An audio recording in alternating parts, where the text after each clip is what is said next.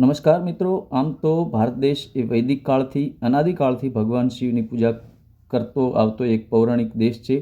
પૌરાણિક ધર્મગ્રંથો અનુસાર શૈવ અને શાક્ત એમ બે જ પંથો હતા, જેમાં રામાયણ કાળ કે મહાભારત કાળમાં ખાસ કરીને બ્રહ્મા, વિષ્ણુ, શિવ, ઇન્દ્ર, સૂર્ય વગેરે દેવો અને શક્તિ કે કોઈ દેવીની ઉપાસના કરતા હોવાનું જણાય છે, જેને લઈ દેશમાં અનેક શિવ મંદિરો છે.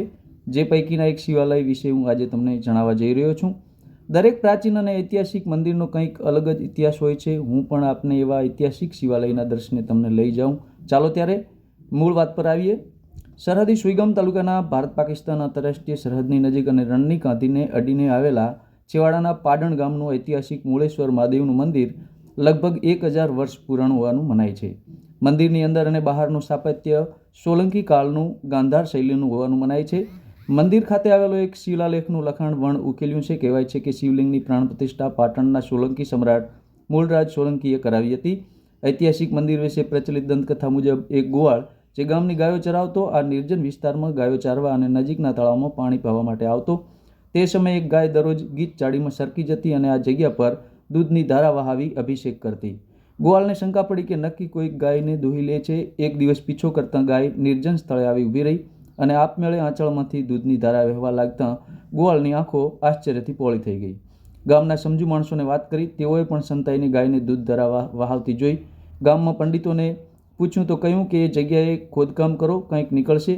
બધાએ સ્થળે ખોદકામ કરતાં જમીનમાંથી એક શિવલિંગ નીકળ્યું. લોકોએ ત્યાં મંદિર બનાવવાનું વિચાર્યું. એ સમયે પાટણના સોલંકી રાજા મૂળરાજ સોલંકી, જે રા લાખા સામે 6 વખત યુદ્ધ હાર્યો હતો અને રા લાખા સામે યુદ્ધ જીતવા માટે કોઈ અપૂજનીય શિવલિંગની પ્રાણ પ્રતિષ્ઠા કરી પૂજન કરવાનું પંડિતોએ સૂચન કર્યું હતું.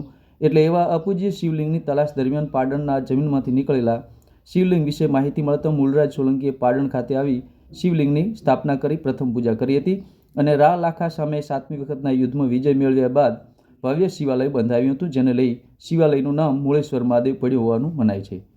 કહેવાય છે કે પાટણ ગામના રાજા પટેલ નામના એક ખેડૂતે વજીરના ત્રાસથી શિવાલયમાં કમળ પૂજા કરી હતી અને સુઈગામના રાજવંશમાં જન્મ લઈ ત્રાસ આપતા વજીરને માર્યો હતો.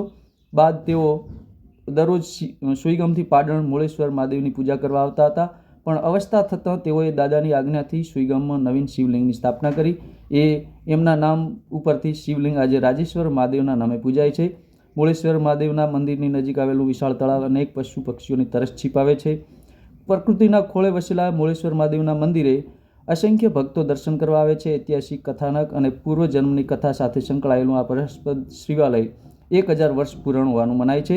વિધર્મીઓએ શિવલિંગને ખંડિત કરવાના પ્રયાસો કર્યા, પરંતુ તેમ છતાં શિવલિંગની કોઈ આંચ આવી નથી. વિધર્મીઓનું આક્રમણ, ભૂકંપ, અતિવૃષ્ટિ, અનાવૃષ્ટિ, વાવાઝોડું જેવી માનવ સર્જિત અને કુદરતી આપત્તિઓ સામે 1000 વર્ષ ઉપરાંત સમયથી અડીખમ ઉભેલા પુરાણા અખંડ શિવલિંગના દર્શન પૂજન કરી લોકો ધન્યતા અનુભવે છે. આવા જ અવનવા ધાર્મિક, સામાજિક, ઐતિહાસિક સમાચારો માટે જોતા રહો મારી ચેનલને અને લાઈક કરો.